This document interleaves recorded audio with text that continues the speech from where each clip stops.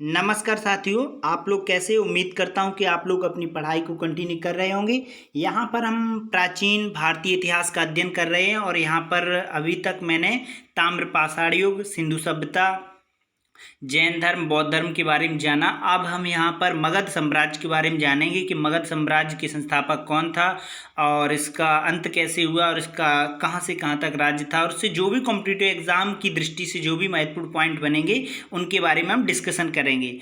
तो हम यहाँ पर देख लेते हैं कि मगध साम्राज्य का जो विस्तार था वो कब से कहाँ तक, टाइम से कब तक, किस पीरियड में रहा, उसके बारे में अध्ययन करेंगे और विस्तृत रूप से जानेंगे। ठीक है, तो हम पहले शुरू करते हैं और देखते हैं यहाँ पर कौन कौन से पॉइंट हैं जो महत्वपूर्ण हैं। तो हम देखते हैं यहाँ पर लिखा हुआ है कि पुराणों के अनुसार छठी शताब्दी ईसा पूर्व में बृहद्रथ ने मगध साम्राज्य की स्थापना की थी। तो ये आपको पहले याद रखना है कि जो मगध साम्राज्य की बात की जा रही है, तो यहाँ पर याद रखना है छठी शताब्दी ईसा पूर्व की बात की जा रही है। छठी शताब्दी ईसा पूर्व में बृहद्रथ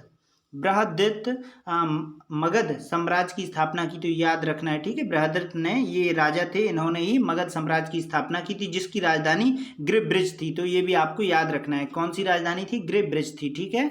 और जिनकी जो राजधानी थी, मगध साम्राज्य की जो राजधानी वो कौन थी? गृहब्रज थी, को बनाया गया। और बारहद्रथ यानी बारहद्रथ वंश जो थे, बृहद्रथ वंश की नींव रखी थी। तो ये भी आपको याद रखना है कि बारहद्रथ वंश की नींव रखी गई थी। किनके द्वारा रखी गई थी? बृहद्रथ द्वारा रखी गई थी। और कालांतर में बृहद्रथ को एक पुत्र हुआ जिसका नाम जरासंध रखा गया। ठीक है, तो ये भी आपको याद रखना है। राजा बृहद्रथ का एक उनकी जो उनको संतान प्राप्त हुई और संतान प्राप्ति जो उनका नाम, पुत्र का नाम रखा गया, तो उनका नाम रखा गया तो जरासंध। ठीक है, तो ये आपको याद रखना है, जो एक प्रतापी राजा बना और जिसका उल्लेख महाभारत में मिलता है।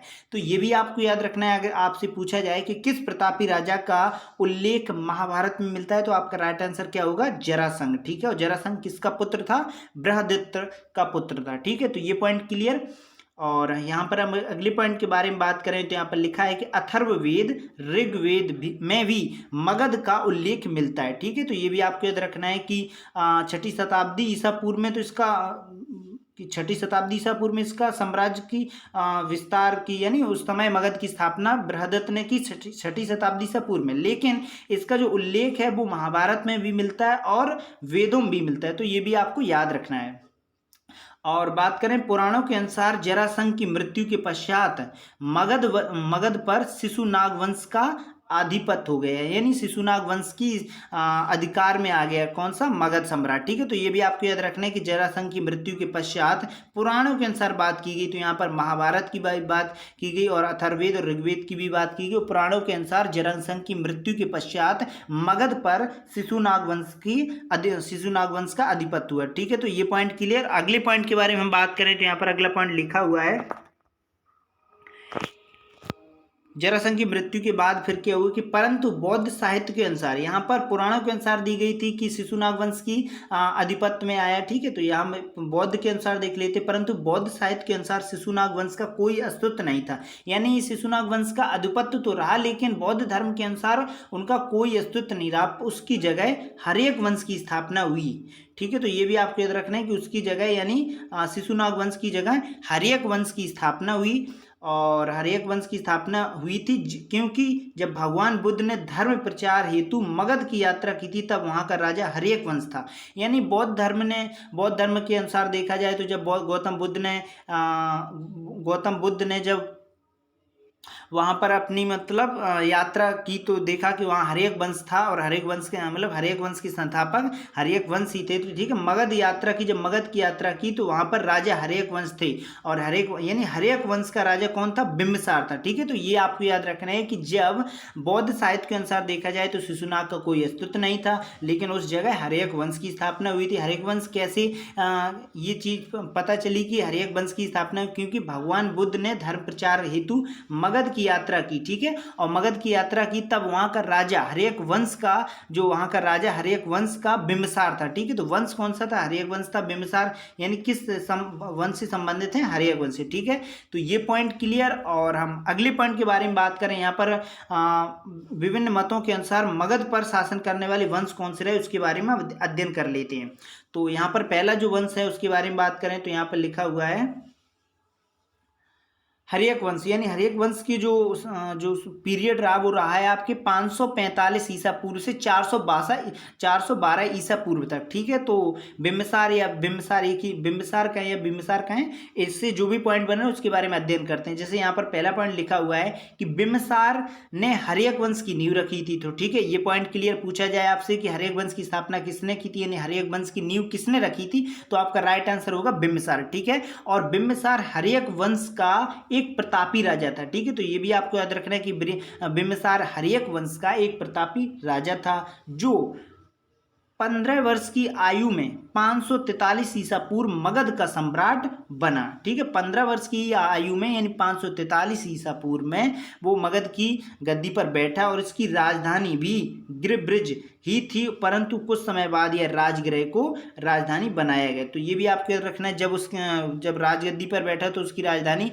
गिरिब्रिज थी, लेकिन कुछ समय बाद राजगृह को राजधानी बनाया गया। ठीक है, तो यहाँ पर हम आपको पॉइंट बता दें कि हम यहाँ पर वन लाइनर पॉइंट लेने की बजाय उसे हम विस्तृत रूप से लिंक वाइज पढ़ने की कोशिश करते हैं ताकि ये कहानी के रूप में आपको पॉइंट सभी याद रहे। वन लाइनर में क्या होता है कि प्रॉब्लम्स होती है, वन लाइनर में ही लिमिट एक माइंड की सिचुएशन बन जाती है जिसे याद करना थोड़ा मुश्किल होता है। मैंने यहाँ पर इंडियन ज्योग्राफी का भी अध्ययन किया और वर्ल्ड ज्योग्राफी का भी अध्ययन किया, तो मैंने विस्तृत रूप से जाना, कहीं पॉइंटों का अध्ययन नहीं किया कि वन लाइनर में आपका क्वेश्चन और आंसर हो, ऐसा नहीं है। यहाँ पर विस्तृत रूप से अध्ययन कीजिए ताकि आपको समझने में एक आसानी हो। ठीक है, तो ये पॉइंट क्लियर है कि बिम्बिसार की स्थापना बिम्बिसार जो हर्यक वंश की नींव किसने रखी थी, बिम्बिसार ने रखी थी, और बिम्बिसार हर्यक वंश का एक प्रतापी राजा था। ठीक है, तो ये पॉइंट क्लियर, और इनकी जो राजधानी बनी थी वो राजगृह को बनाया गया। ठीक है, तो ये पॉइंट क्लियर। अगले पॉइंट के बारे में बात करें तो यहाँ पर अगला पॉइंट लिखा हुआ है अजातशत्रु। ठीक है, तो देख लेते हैं अगला पॉइंट है अजातशत्रु के बारे में। देखते हैं कि अजातशत्रु बिम्बिसार का पुत्र था। तो ये भी आपको याद रखना है, पूछा जाए कि अजातशत्रु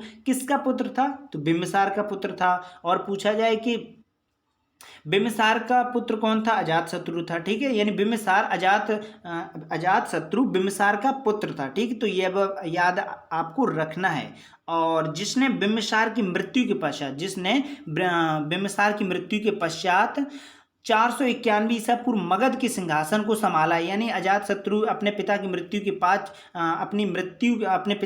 के पश्चात मगध की गद्दी पर कौन बैठा, 491 पूर्व में अजातशत्रु बैठा। और पुराणों के अनुसार दर्शक अजातशत्रु का उत्तराधिकारी बना, यानी दर्शक जो एक वहाँ का नायक था वो वहाँ का अजातशत्रु का उत्तराधिकारी बना। परंतु जैन और बुद्ध ग्रंथ के अनुसार उदयनी को उत्तराधिकारी माना जाता है। तो ये भी आपको याद रखने कि जैन और बौद्ध धर्म के अनुसार देखा जाए तो वहाँ का उत्तराधिकारी उदयन बना था, ठीक माना जाता है। और जिसने पाटलिपुत्र नगर की स्थापना की। अजातशत्रु को कुड़िक नाम से भी जाना जाता है। तो ये भी आपको याद रखना है कि आपसे पूछा जाए कि कुड़िक नाम से किस शासक को जाना जाता है, तो आपका राइट आंसर क्या होगा, अजातशत्रु। ठीक है, तो ये पॉइंट क्लियर।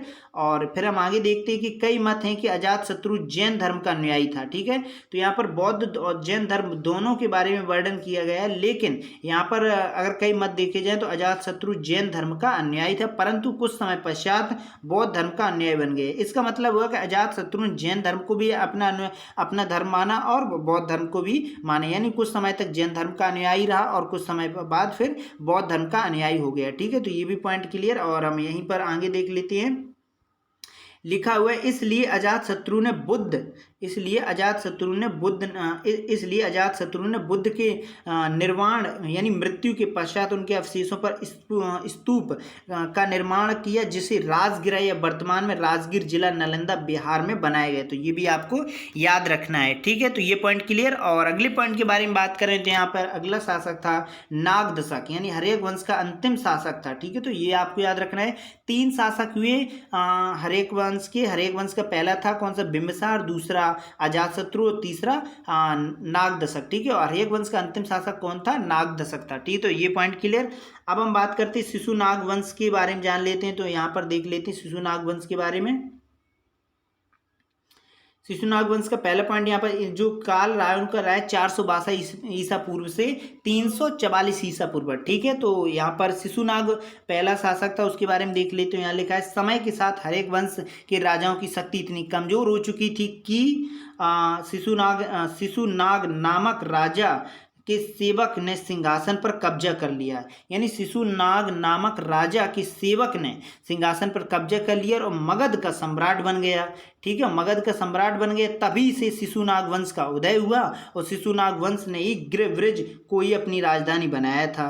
तो ये भी आपको याद रखना है कि गृहवृज की राजधानी को किसने बनाया था, गृहवृज की राजधानी को आपको बिंबिसार ने बनाया। ठीक है, तो ये पॉइंट क्लियर। और हम अगले पॉइंट के बारे में बात करें तो यहाँ पर अगला पॉइंट लिखा हुआ है कालाशोक, यानी कालाशोक के बारे में बात करें तो यह लिखा है कि कालाशोक के बारे में बात करें तो यहाँ पर लिखा है कि शिशुनाग की मृत्यु के पश्चात शिशुनाग का उत्तराधिकारी कालाशोक ने साम्राज्य संभाला। कालाशोक ने पाटलिपुत्र को मगध की राजधानी बनाया। तो ये भी आपको याद रखना है कि कालाशोक ने अपनी राजधानी मगध की राजधानी किसे बनाया, तो आपका राइट आंसर क्या होगा, पाटलिपुत्र को बनाया। ठीक है, और अगले पॉइंट के बारे में बात करें तो यहाँ पर लिखा हुआ है कि कालाशोक के कार्यालय में ही बौद्ध धर्म के द्वितीय संगति का आयोजन वैशाली में किया गया था। यानी पूछा जाए कि बौद्ध संगति का द्वितीय आयोजन कहाँ किया गया था, तो वैशाली में किया गया था। किसके शासनकाल में किया गया था, कालाशोक के शासनकाल में किया गया था। ठीक है, तो ये पॉइंट क्लियर। और अगले पॉइंट के बारे में हम बात करें तो यहाँ पर अगला पॉइंट के बारे में हम बात करते हैं। यहाँ लिखा है नंदवर्धन के बारे में देख लेते हैं। तो पॉइंट लिखा है कि कालाशोक के 10 पुत्र थे, यानी कालाशोक राजा जो कालाशोक थे उसके 10 पुत्र थे जिन्होंने शिशुनाग वंश के पतन तक मगध पर शासन किया, जिनमें से नंदवर्धन शिशुनाग वंश का अंतिम शासक था। यानी शिशुनाग वंश का अंतिम शासक पूछा जाए तो कौन था, नंदवर्धन था। ठीक है, तो ये भी आपको याद रखना है। ठीक है, नंदवर्धन अंतिम शासक किस वंश का था, तो आपका राइट आंसर क्या होगा, शिशुनाग वंश का। ठीक, और अब हम नंद वंश के बारे में जान लेते हैं। यहाँ पर नंद वंश से जो भी पॉइंट बन रहे हैं उसके बारे में डिस्कशन कर लेते हैं।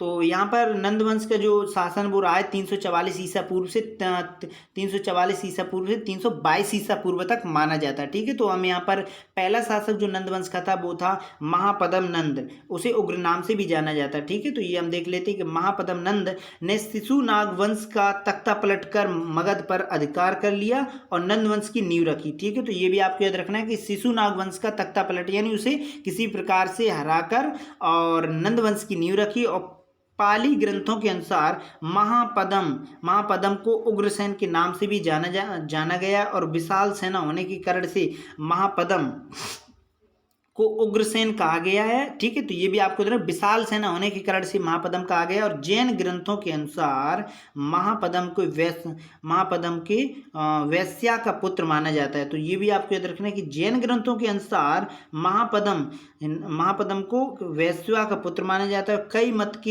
मत हैं के अनुसार माना जाता है महापद्म ने निम्न कुल का था। ठीक है, तो ये आपको याद रखना, निम्न कुल का था। तो ये भी आपको याद रखना है कि नंद वंश का जो प्रथम शासक कौन था, वो महापद्म नंद था और इसे उग्रसेन के नाम से भी जाना जाता है। और उसका ये भी अनुमान लगा, ये भी कई ग्रंथों के अनुसार यह पता चला है कि वैश्वा का पुत्र माना जाता है। ठीक है, यानी महापद्म ने निम्न कुल का था। ठीक है, तो ये पॉइंट क्लियर। और अगले पॉइंट के बारे में हम बात करें तो यहाँ पर लिखा है कि अगला पॉइंट है कि यही कारण है कि महापद्म नंद को प्राचीन भारत का पहला शूद्र सम्राट माना जाता है। तो ये भी आपको याद रखना है कि पूछा जाए कि यही कारण है कि महापद्म नंद को प्राचीन भारत का पहला शूद्र सम्राट माना जाता है। ठीक है, तो ये पॉइंट क्लियर। और अगले पॉइंट के बारे में हम बात करें तो यहाँ पर अगला पॉइंट लिखा हुआ है।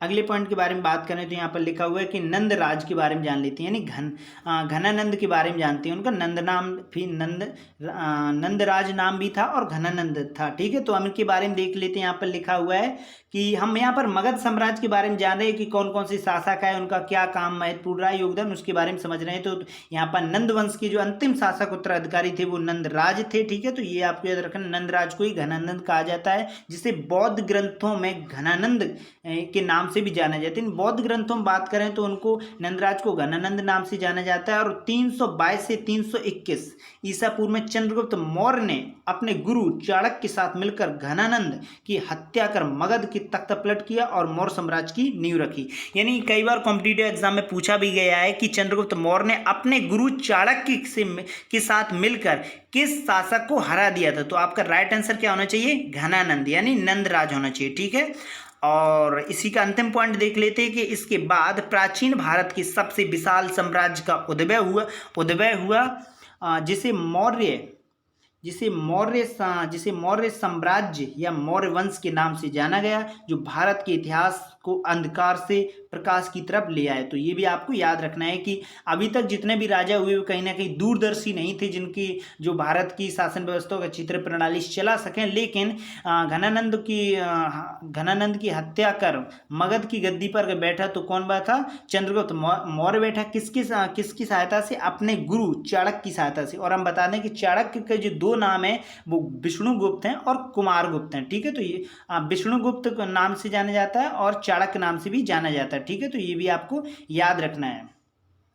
और अंतिम पॉइंट आप समझ ही गए होंगे कि मौर्य वंश की जो स्थापना की थी यानी वो चंद्रगुप्त मौर्य ने की थी। तो ये कुछ मगध साम्राज्य से संबंधित जो कुछ महत्वपूर्ण पॉइंट थे, जो कॉम्पिटिटिव एग्जाम की दृष्टि से बहुत ही महत्वपूर्ण थे, जो आपने हमारे साथ डिस्कशन किए। तो फिर मिलते हैं एक नेक्स्ट वीडियो में नए तथ्यों के साथ। तो फिर मिलते हैं अगली वीडियो में, तब तक के लिए नमस्कार।